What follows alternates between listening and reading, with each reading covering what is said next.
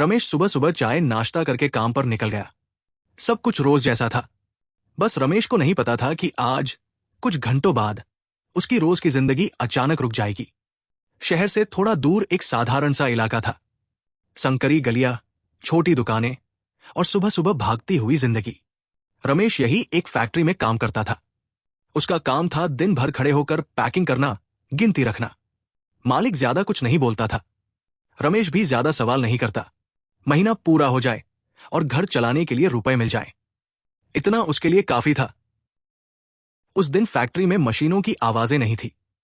लोग इधर उधर खड़े थे। मालिक आया। उसने सबको एक जगह खड़ा किया। बस एक लाइन बोली, आज के बाद फैक्ट्री बंद हो रही है। रमेश के पैरों तले जमीन खिसक चुकी थी। शाम को वो उदास मन से अपने कमरे को लौटा। उसके कमरे में एक चूल्हा, कोने में चारपाई और दीवार पर घड़ी टंगी हुई थी। घड़ी की टिक टिक उसके दिल को झकझोर रही थी। उसने कैलेंडर देखा। महीने के आखिर में लाल गोला बना था, किराया। रात का खाना उससे खाया नहीं गया। अगले दिन रमेश फिर तय समय पर उठा, पर जाने के लिए कोई जगह नहीं थी। वो बाहर खड़ा रहा। लोग काम पर जा रहे थे। रमेश को कहीं नहीं पहुंचना था। उसने 2-3 फैक्ट्रियों के चक्कर लगाए, पर कहीं काम नहीं मिला। दिन ढलते गए, पैसे घटते गए। एक शाम वो सब्जी मंडी के पास बैठा था। चारों तरफ शोर था। एक बूढ़ा सब्जी वाला रमेश से बोला, भैया हाथ बटाओगे? रमेश ने सिर हिला दिया।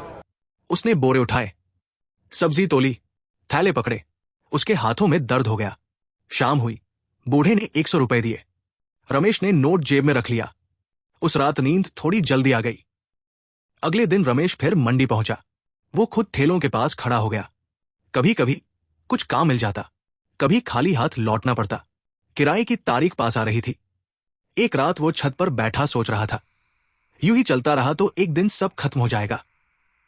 अगले हफ्ते उसने हिम्मत करके थोड़ी सी सब्जी उधार मिली। एक पुराना ठेला किराए पर लिया और सुबह सुबह गली के मोड़ पर खड़ा हो गया। पहली बार आवाज नहीं निकली।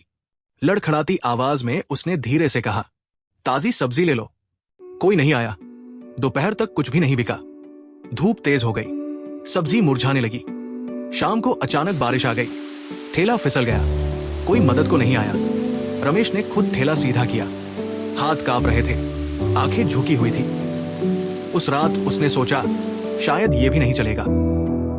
अगले दिन वो फिर गया, कम सब्जी और कम उम्मीद के साथ। कुछ देर बाद एक औरत आई और पहली कमाई हुई। फिर एक और ग्राहक आया। धीरे धीरे ठेला हल्का होने लगा। पैसे हाथ में आए। ज्यादा नहीं थे, लेकिन मेहनत के थे। दिन ऐसे ही चलते रहे, कुछ अच्छे, कुछ बुरे। समय के साथ लोग पहचानने लगे। वो ज्यादा बोलता नहीं था, बस काम करता था। महीने के आखिर में उसने पूरा किराया दिया। मकान मालिक पैसे लेकर चला गया। रमेश ने दरवाजा बंद किया और दीवार से टिककर खड़ा हो गया। आंखें आंसुओं से भरी थी। अगली सुबह वही गली, वही धूप, वही रमेश ठेला लेकर खड़ा था। पर आज आवाज निकल आई, धीमी लेकिन साफ, आत्मविश्वास से भरी हुई। और कभी कभी जिंदगी आगे बढ़ाने के लिए इतना ही काफी होता है। अगर कहानी अच्छी है तो इसे शेयर कीजिए। मिलते हैं अगली कहानी में।